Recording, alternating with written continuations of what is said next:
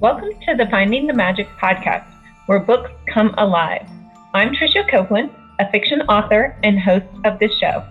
If you love books, finding great reads, and hearing about the story behind the story directly from the authors, this is the place for you. Whether you like fantasy, science fiction, dystopian, or romance titles, I think you'll find something to love in my playlist. Listen in to discover something magical about a book or two today. Welcome, Edward. Thank you. Today, we welcome Edward Willett. He is the editor of Shaper of Worlds, Volume 5, and also a sci-fi and fantasy author himself. We're so excited to have you here. You're talking about Shapers of Worlds first, and then maybe a little bit about your books too. Jump in and tell us about this anthology.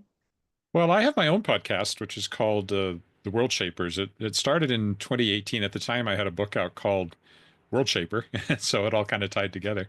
And I knew a lot of science fiction fantasy authors from being in the field for a long time, and I was able to get some big names on the podcast. And so it was started in 2018. It was going along well, and then also in 2018, I started a publishing company, Shadowpaw Press, and I was at the annual meeting of Sask Books, which is the Saskatchewan Publishers Association. I'm currently vice president. I wasn't at the time. And they had a special presentation from a publisher in Winnipeg who had kickstarted an anthology quite successfully. And I thought, hey, I know some authors. So I thought, well, how would I approach that? And it took me a while. There was a big learning curve to climb as to how to run a Kickstarter and all of that.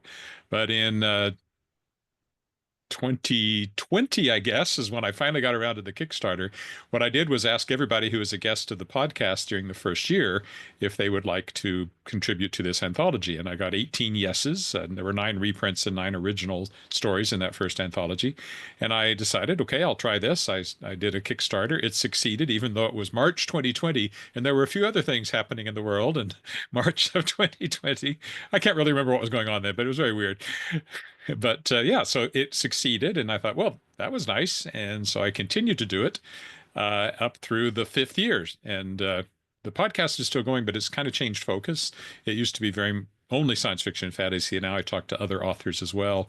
And I just decided that this was a good place to stop the series. 5 books is a nice, it's not a round number, but you know what I mean. It's a nice complete number for something. And so I successfully kickstarted this one about a year ago, and it just came out last month. So look, and I have it right here. There it is, Shapers of Worlds, Volume 5. The art is amazing on the cover too. So yeah, that's Tithi Luathong is the artist's name, and I don't even know if it's a he or a she. It's I don't even know where he's from, or she, whichever. Um, it's a Shutterstock image, so I found it on Shutterstock. But these great generic science fiction fantasy images I've used now on all of these anthologies, so it has a consistent look. Because there's no theme to the anthology, so there's no image that covers every story that's in the book. There's everything from science fiction to fantasy to young adult. So you need something that's kind of generic, but at the same time gets that sense of mystery and the fantastic.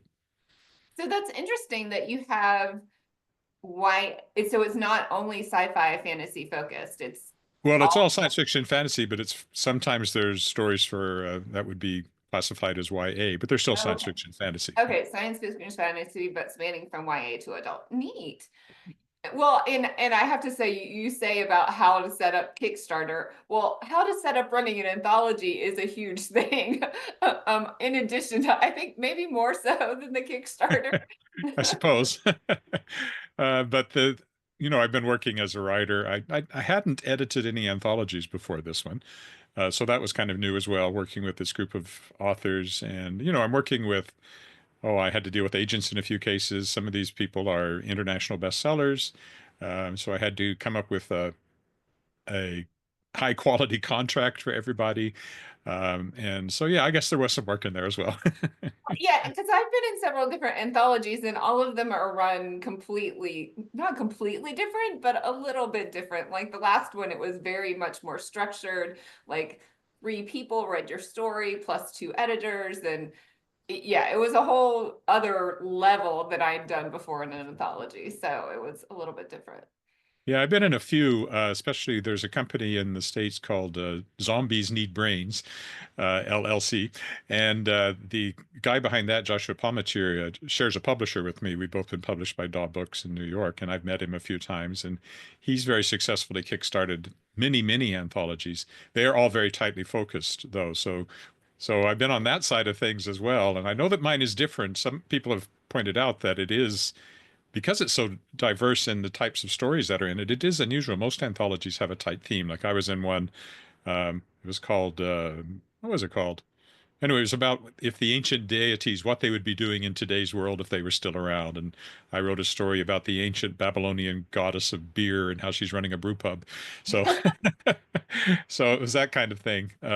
Whereas this one, there is absolutely no theme except that all these people were guests of my podcast, and that's why you get horror and humor and near future and far future and sword and sorcery and ghost stories and everything you can think of. That sounds like a lot of fun. Yeah, because some of them are, they give you a prompt, or like I wrote in a healing themed one. But at least you didn't try for like dystopian in 2020. That would have been a little Now, there are some dystopian. In fact, my own are probably dystopian in a couple of cases, but no, there was no kind of prompt at all. It was literally, and so I've had a different metaphor for each book. When I write the introduction, I've compared it to Cabinet of Curiosities, the old version of museums where one person would collect oddities and put them in a room and his guests would ooh and ah over them. I can't remember if it was this one or the last one. The metaphor is a potluck. Everybody brings their favorite dish and it creates a satisfying meal, even though everything is different, because it's very much that kind of thing. It's a author's showcase as opposed to a themed anthology. Okay. Yeah, a lot of fun. And you edited all the stories? I did every single one. I read every word, and there's nobody else in Shadowpaw Press except me and the cat, and he's very little help. So his picture's on every book, but he's no help whatsoever.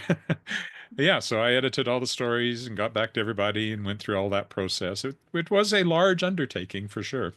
Yeah, it sounds like it. So how did you start Shadowpaw Press? Well, back in 2018, I had two books. That was the self-publishing and all of that, and independent publishing and print on demand and all that had really sort of taken off in the few years before that, and I was aware of it.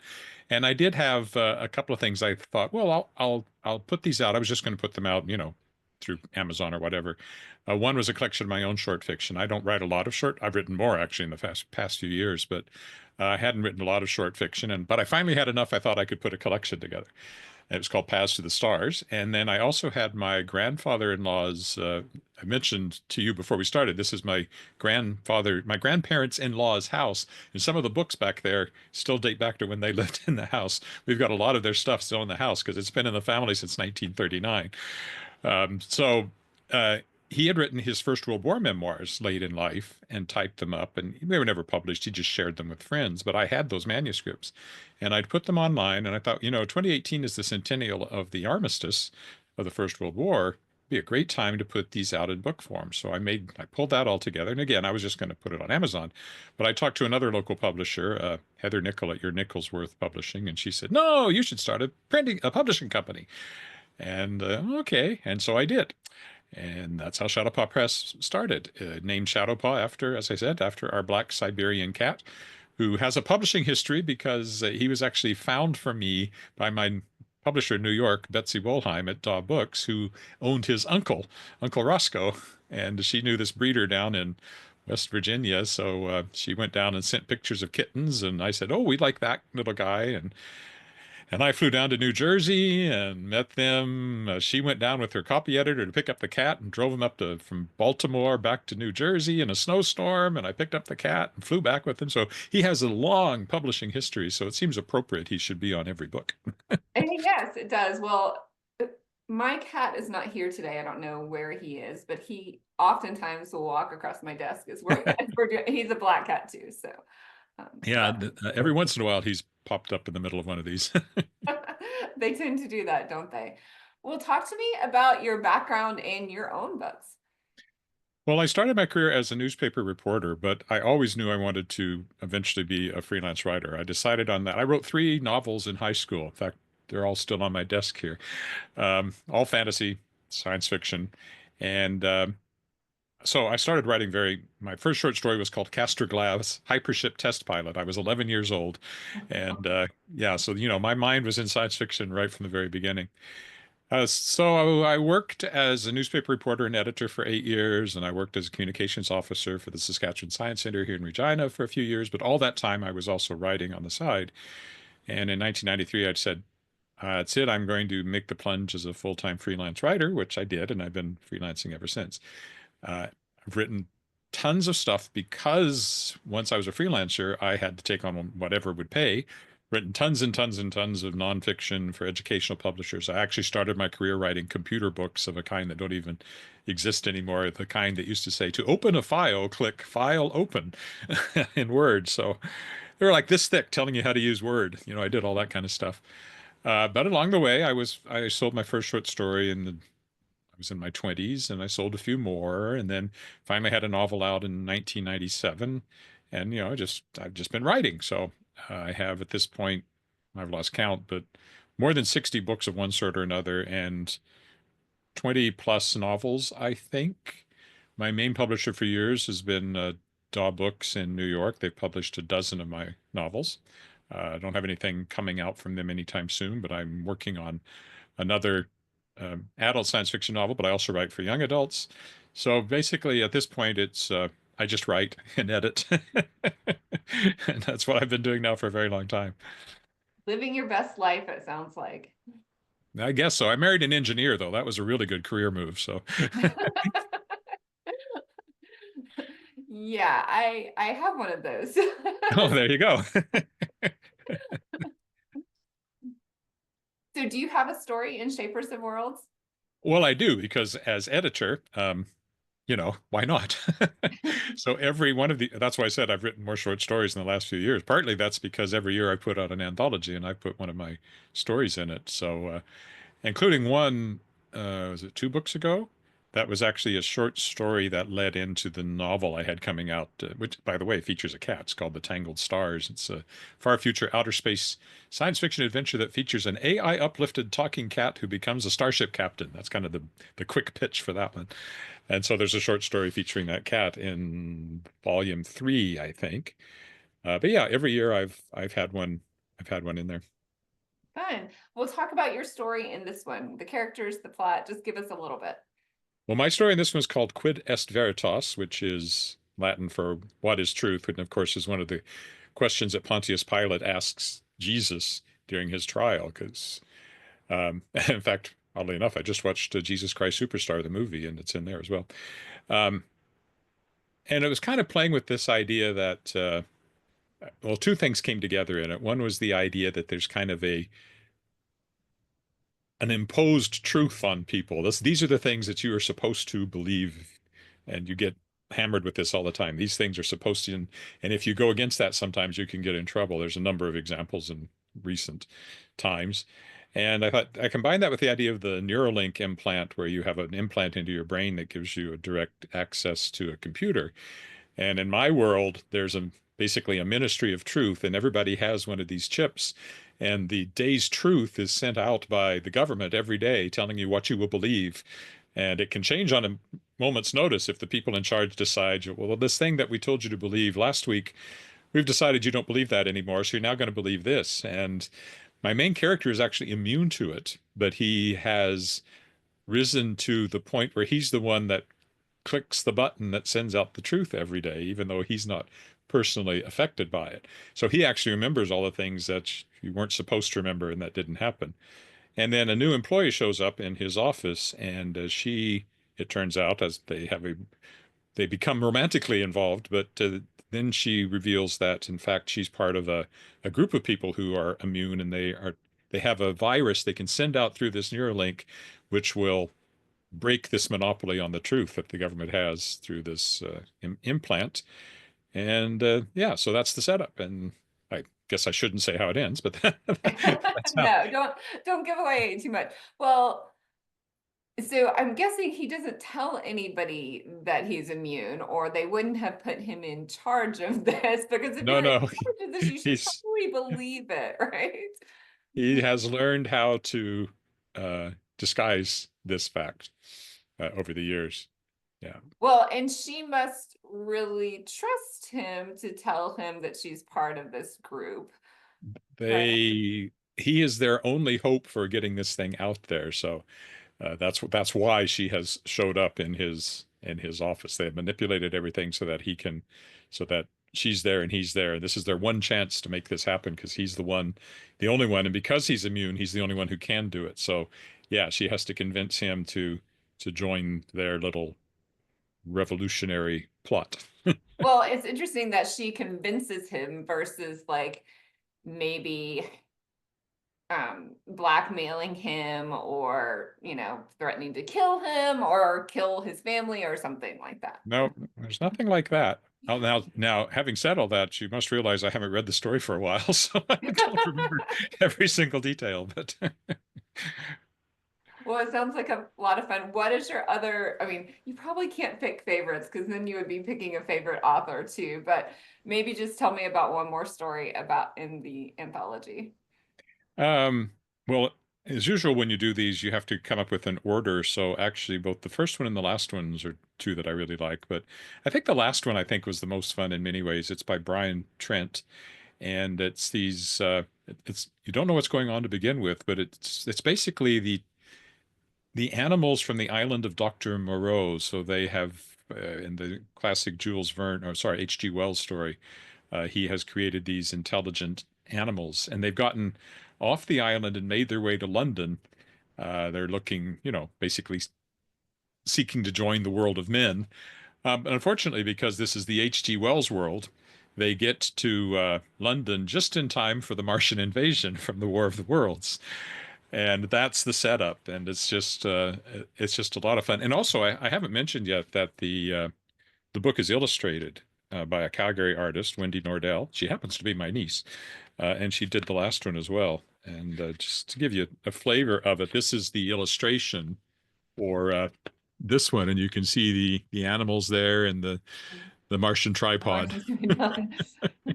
So I really, really enjoyed that one, and that's why I put it up as the cleanup story, I guess, in the anthology. Right. You have to grab people in the beginning and leave people with the best version, right? Yeah, and the first one is by her name is a little complex, so let me just double check here. Olesia Sanlikova Gilmore, who writes very, very well-established, acclaimed author, and she writes stories based on Russian mythology and folklore. And her story that starts is called The Rusalka Awakes, and it's these witches that take revenge on cads, basically, on people who were not nice to women. And so that one also has a great illustration as well that gives you a bit of a flavor as this spurned woman ends up as a witch under the ice, and here she is breaking through the ice to go after the guy that she blames for all that. So that sounds amazing. And how long? But you can see an example of how different the stories are because you've got Russian folklore and H.G. Wells bookending and everything else in between. Did you give your authors like a word count that they should go by, or?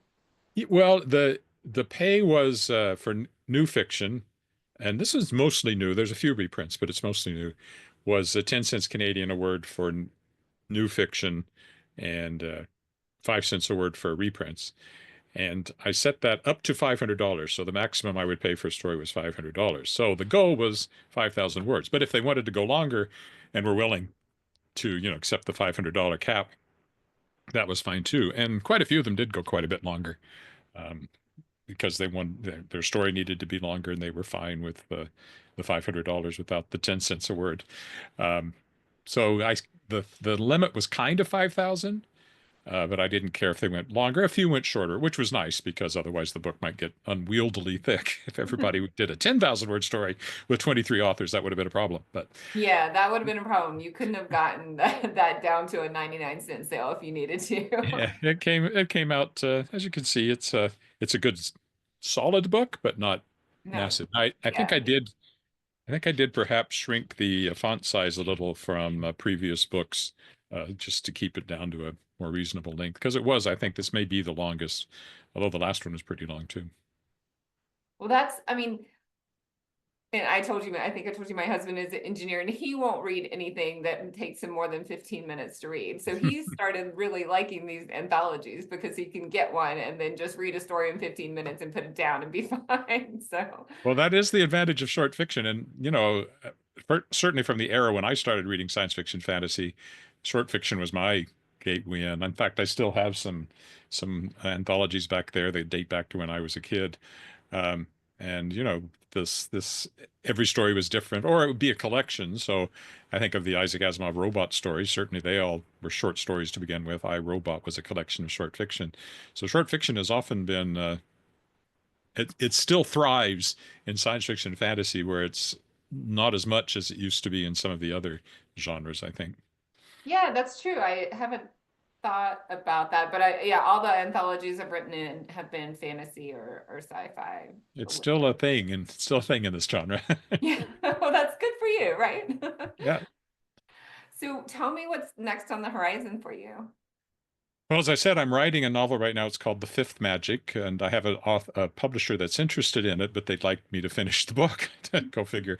So once that's finished, I'll be submitting it. I also have coming out in June a middle grade fantasy novel called Fireboy. One of the advantages of having my own publishing company, which has proper distribution through Lit Distco, one of Canada's main distribution networks, and I'm a member of Literary Press Group and Association of Canadian Publishers and all that. I can actually put out up to 25% of the material that I put out through Shadowpaw Press can actually be my own books, or somebody that's closely connected to the company, which in this case is me, because Shadowpaw's not writing anything. So the Fireboy is a young adult fantasy I'll be putting out, and it was at a publisher that seemed interested in it, but in the time that they sat on it, I actually created my own publishing company with Canadian distribution. In the same amount of time, they were just sitting there going, "Oh, we'll get back to you. You're in the queue." And so I finally said, "I'm taking it back. I'm putting it out myself." And it's a modern day fantasy. It involves set in a town in Alberta in the foothills, and a fictional town called Limberpine. And something strange happened to the grade 7 science class the previous year. They all vanished, and some sort of bus turned over, but the kids weren't to be found after that. Nobody knows where they went. Well, it turns out that there's something magical behind all that. And the one kid who was sick the day of the trip and didn't go, and the one kid who was in the back of the bus and was found unconscious but has no idea what happened, have to team up to find out what happened and save their missing classmates from magical enslavement. That's not giving too much away. And it has an elemental theme. That's why it's called Fireboy. Oh, neat. So that's Well, my yeah, next one. because also you don't want it to happen again, right? You Well, don't want next year's 7th grade class going missing too. yeah, it's kind of a downer for the whole town that year. Yes, that would be quite a tragedy. I will say they get everybody back though, so hey. Oh, good. No tragic ends for the 7th graders. No. Probably YA fantasy wouldn't support that as much. Well, my first version of it, my agent at the time said, "Oh, you really want it to be darker and grittier." So I said, "Okay, I killed some of the kids." And then when I had it at this publisher that was interested in it, they said, "We need you to tone that back. We don't want that." So I said, "Okay, that's fine." Because my first inclination actually wasn't to go that dark. That was something my agent suggested. And then in the end, he didn't take the book. So Interesting. Yeah, because it's funny because I think about that reading things with my kids, like, oh, that seems pretty dark. But then when I think about like in 4th grade, you start reading things from the Holocaust and history pieces like this where a lot of people died, and yeah. at least in the United States, that's when we started reading it. And I will just Well, my daughter was Anne Frank and all of those, yeah. like My Fault in daughter Our was 10 or Stars. something, and she's reading The Hunger Games with all these teenagers slaughtering each other. So, Right. so I Yes. probably could have gone darker than I ended up doing. Well, it's still dark enough. There's still some nasty stuff in there, but Well, yeah, I at mean, the you same can't time, it have has a sense of nothing humor. bad happen, Yeah. or your heroes don't have anything to fix, right? But it's also a very funny book, I think. So it's all told in first person. So I channeled my inner 13-year-old girl to write it. And hopefully your daughter read it for you and was like, Dad, you got it wrong or you got it right. No, actually, she's not big on reading my stuff. The only stuff of mine she's read is stuff I read out loud to her. So I don't know why. I think she's afraid she won't like it and then she wouldn't be able to tell me. So I get that too. Yeah. Well, tell us where we can find Shapers of Worlds as well as all of your books. Well, everything is available widely, so you can find it in any online bookstore you go looking, you'll find them. The website is shadowpawpress.com. In addition to my own book, I have 3 more original titles and 3 reprints still coming out this year. So I did 20 books last year. I'm trying to cut down. I managed to cut down to what, 10? Next year, I'd like to be more like 4 to 6, or maybe just 4 would be ideal. But anyway, so you can find everything at shadowpawpress.com. You can sign up for the Shadowpaw Press newsletter there, and you'll get notified whenever there's new releases. Yeah, and so Amazon, Indigo, wherever you'd like to find, you can order it through any bookstore or potentially find it in a bookstore, and anywhere online. Fun. All of them. Well, and so is Shadowpaw also focused on science fiction and fantasy, or do you accept any genres? It has become quite eclectic. My last 2 releases were literary short fiction collections. Hello by David Carpenter, award-winning, acclaimed literary writer here in Saskatchewan, and another one by Dwayne Brenna, who's similar. I had 2 poetry books last year, so I've done some poetry. I've done some nonfiction. My next book, which comes out in May, is called, the next Shadowpaw Press title is called Cupboard Love, a Dictionary of Culinary Curiosities, which is just what it sounds like. It's a dictionary of culinary terms with a very strong sense of humor. And it was originally published in 1996 and was up for a Julia Child Cookbook Award the year it came out, and had like glowing reviews in the Atlantic and Globe and Mail and places like that. And there was a new edition in the early 2000s, but it hasn't been in print for 20 years. And it's a timeless kind of book. So the writer of it, I published his YA science fiction novel last year called The Headmasters. So that was the connection there. So that's my next book. So it's very eclectic what I'm putting out. Coming up, I have another literary short fiction collection, a reprint, an original short fiction collection, another poetry book, a science fiction, near future science fiction novel, and my Fireboy, and a YA fantasy, and that's all. So it's very eclectic. Well, fun. Yeah, and I'm just wondering if you sleep at all. Yeah, actually. I always feel like I'm kind of lazy and I'm not doing as much as I could, but then people say you managed to do a lot, and I guess so. Yeah, 20 books in a year. I think that it might be just a lot, just a little. I also feel that it'd be better if I had somebody else, because I miss opportunities for promotion and stuff like that, because it's this constant fire hose of stuff coming at me through email and everything else. But I keep plugging away and making things happen. So well, yeah, when you wear all the hats, right? Yeah, every single one of them. Well, thank you so much for being here, Edward. I hope you'll come back when you release another book. Again, Edward Willett, he is the editor of Shapers of Worlds Volume 5, as well as runs Shadowpaw Press, and has many of his own titles as well. Thank you. Thank you. Thank you so much.